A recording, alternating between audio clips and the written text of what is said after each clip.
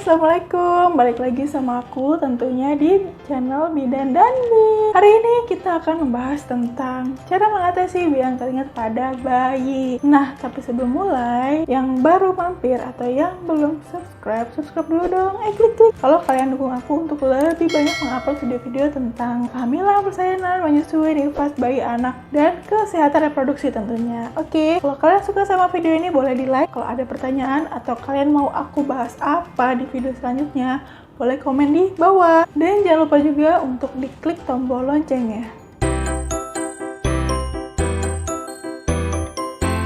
Akhir-akhir ini cuaca di Indonesia tuh panas banget ya, gerah banget gitu loh. Jadi beberapa ibu yang punya anak balita, anak bayi, itu biasanya keluhannya tuh kalau udaranya panas banget kayak gini tuh adalah bayinya tuh muncul ruam-ruam merah atau biang keringat. Kenapa bisa terjadi? Bahaya atau enggak sih? Nah, apa sih yang bisa kita lakukan untuk mengobati atau mencegah si biang keringat ini? So, tonton video ini sampai selesai ya, oke?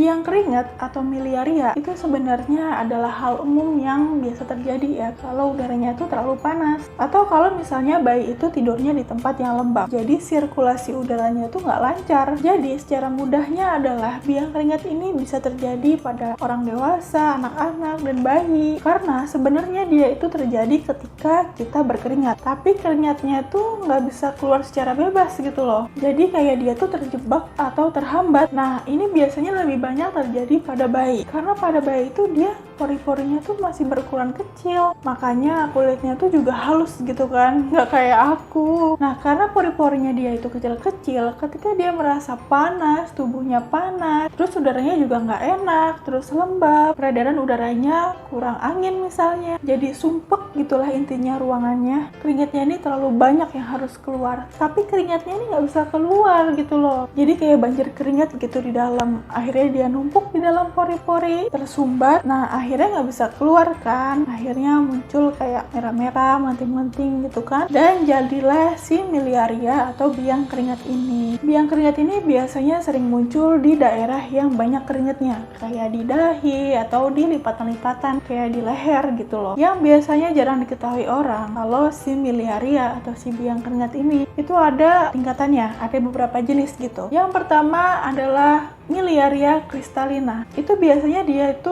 melentingnya tuh nggak terlalu gede gitu. Terus dia tuh kayak cuma berisi air gitu, bening gitu. Nah, ini jarang ya. Jarang menimbulkan keluhan. Jadi nggak gatel, nggak sakit gitu. Jadi kadang anak tuh nggak sadar. Kita juga nggak sadar kalau sebenarnya itu adalah miliaria cristallina. Yang kedua, miliaria rubra. Jadi kalau miliaria rubra ini ada yang bentol-bentolnya itu udah agak merah. Dan biasanya ini yang agak nggak nyaman ya. Jadi kayak gatel, terus nggak nyaman, pokoknya jadi nggak enak. Ini yang biasanya umum terjadi di bayi. Ini adalah miliaria rubra. Dia cirinya berwarna merah, kadang ada di sini, di sini. Yang ketiga, miliaria profunda. Nah, ini biang keringat yang agak jarang terjadi ya. Kalau miliaria profunda itu dia udah agak besar gitu melentingnya, kadang lebar, terus warnanya tuh kadang sama kayak warna kulit ini. Nah, biasanya kalau orang mengalami miliaria profunda ini, dia itu akan mual, pusing, demam gitu.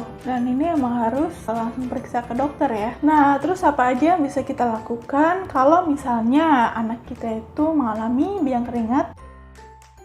Yang pertama, perhatikan sirkulasi udara. Tentu aja karena namanya biang keringat, itu kita harus menjaga supaya udara tuh nggak terlalu panas. Ibu bisa pakai AC kalau misalnya ada AC, atau menjaga supaya ventilasi atau pergantian udara di ruangan itu tuh lancar. Jadi ruangannya tuh nggak sumpek, nggak pengap, nggak lembab gitu loh. Terus kalau misalnya nggak punya AC, ya bisa pakai kipas angin, tapi jangan yang dihadapin langsung gitu loh ke bayinya. Tapi usahakan sirkulasi udara di ruangan itu tuh gitu loh, jadi nggak terlalu panas. Yang kedua, kenakan baju yang nyaman untuk bayi. Maksudnya tuh gini, kalau misalnya udaranya tuh kan panas gitu ya, itu tuh pakaiannya tuh jangan terlalu banyak gitu loh. Misalnya udah mau pakai kaos dalam, pakai baju panjang, terus pakai jaket, terus dibedong, terus pakai selimut, itu tuh berlebihan. Jadi sewajarnya aja gitu. Nah, udaranya kan lagi gerah-gerah kayak gini ya, itu usahain kalau bajunya tuh bahannya katun. Atau misalnya kalau siang itu bisa ibu pakein baju yang lengannya tuh nggak ada, jadi maksudnya yang cuma segini itu loh untuk bayi. Jadi usahain tuh bikin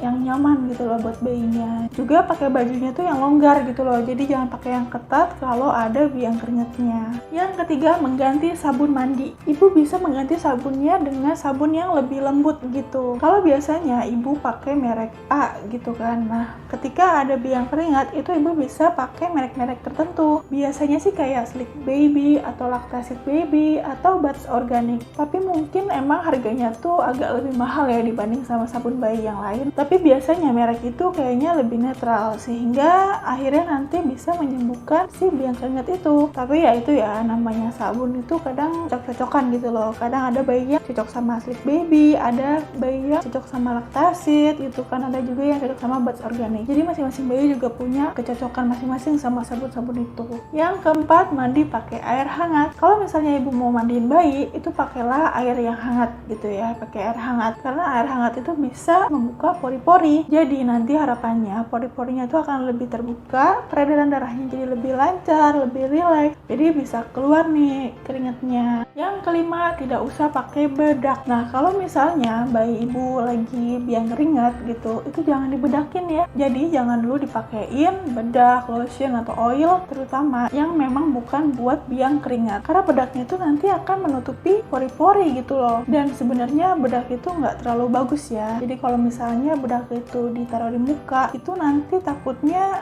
dia terhirup gitu sama bedak itu. Terus kalau di daerah kelamin, itu nanti malah bisa bikin lembab gitu loh di area kelaminnya, bisa menyebabkan adanya jamur gitu di bayinya, kan kasihan kan. Jadi hindari mengasih apa-apa yang kira-kira akan menutupi pori-porinya. Dan yang terakhir adalah kompres dingin. Ibu bisa melakukan kompres dingin gitu. Jadi waslap dikasih air dingin, nggak perlu air es ya, air dingin biasa aja. Terus bisa dikompreskan di area yang ada biang keringatnya. Nah itu tadi kalau misalnya anak ibu, bayi ibu itu udah terlanjur terkena biang keringat. Nah kalau misalnya belum terkena keringat, itu cegahnya gimana? Ya mencegahnya hampir sama sih, usahakan udaranya nggak terlalu panas, pakai baju yang longgar, pakai baju yang nyaman. Kalau udaranya udah terlalu panas nih, ya pakai AC atau pakai kipas angin gitu. Jadi intinya biang keringat ini muncul ketika si bayi ini merasa kepanasan dan harus mengeluarkan keringat, tapi keringatnya ini nggak bisa keluar. Jadi untuk mencegah supaya nggak kena biang keringat,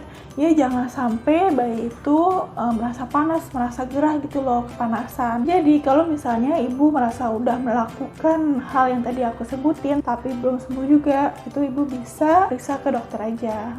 Oke, itu tadi adalah cara mengatasi biang keringat pada bayi. Semoga membantu, semoga bermanfaat. Buat kalian yang baru mampir atau yang belum subscribe dulu dong, klik. Kalau kalian dukung aku untuk lebih banyak mengupload video tentang kehamilan, persalinan, menyusui, nifas bayi dan anak, dan kesehatan reproduksi. Kalau kalian suka sama video ini boleh di like. Kalau ada pertanyaan atau kalian mau aku bahas apa di video selanjutnya, boleh komen di bawah. Terima kasih udah nonton videoku kali ini. Nonton juga videoku yang lainnya ada di playlist. Tinggal lihat, tinggal klik apa yang kalian butuhin. Assalamualaikum warahmatullahi wabarakatuh.